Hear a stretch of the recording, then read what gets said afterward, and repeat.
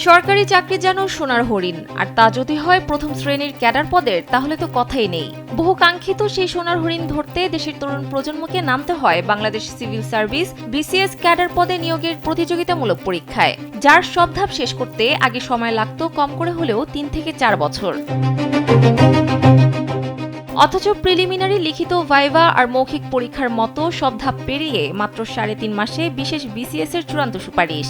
অবিশ্বাস্য হলেও সত্যি, এ যেন চোখ ছানা বড় হওয়ার দশা। ৪৬তম বিসিএস এর ১,২০,০০০ উত্তরপত্র মাত্র ৩৩ কর্মদিবসে মূল্যায়ন করে চমক দেখিয়েছে পিএসসি।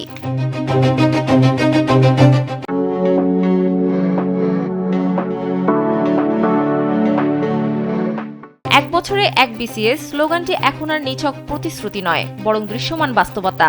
যদিও নিয়োগ প্রক্রিয়ায় গতি ও স্বচ্ছতার এই সাফল্যের মাঝেও আর্থিক ও প্রশাসনিক স্বাধীনতার ঘাটতিকে বড় বাধা হিসেবে দেখছে সাংবিধানিক এই প্রতিষ্ঠানটি। তথ্য উপাত্ত বিশ্লেষণে দেখা যায় ২০২৫ সালে নিয়োগ প্রক্রিয়ায় জোরগতি এনে একাধিক রেকর্ড গড়েছে পিএসসি। এক বছরের মধ্যে ৪টি বিসিএস এর ৭,৬৫১ জনকে ক্যাডার এবং ৫,০৮৪ জনকে নন ক্যাডারে নিয়োগের চূড়ান্ত সুপারিশ করেছে সাংবিধানিক এই সংস্থাটি।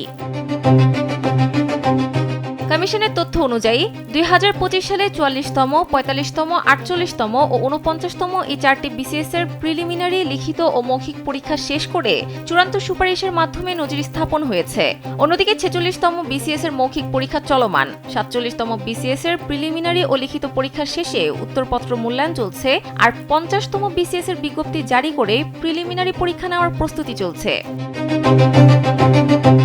কমিশনের প্রতিবেদনে বলা হয়, বিসিএস পরীক্ষার প্রিলিমিনারি থেকে চূড়ান্ত ফলাফল পর্যন্ত সময়ের দীর্ঘ অপচয় রোধে এক বছরে একটি বিসিএস এর রোডম্যাপ প্রণয়ন করা হয়েছে।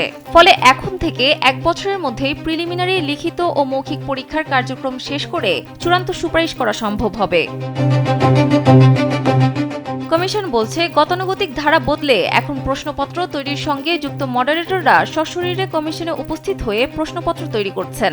এছাড়া কমিশনের নিজস্ব প্রেসে প্রশ্নপত্র মুদ্রণ হচ্ছে। এতে পরীক্ষার গোপনীয়তা ও নিরাপত্তা নিশ্চিত করার পাশাপাশি সময় ও অর্থ সাশ্রয় হচ্ছে।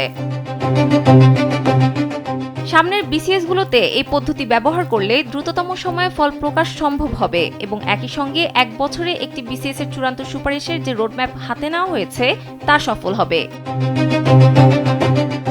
সানজিদ ইসলাম, কালবেলা।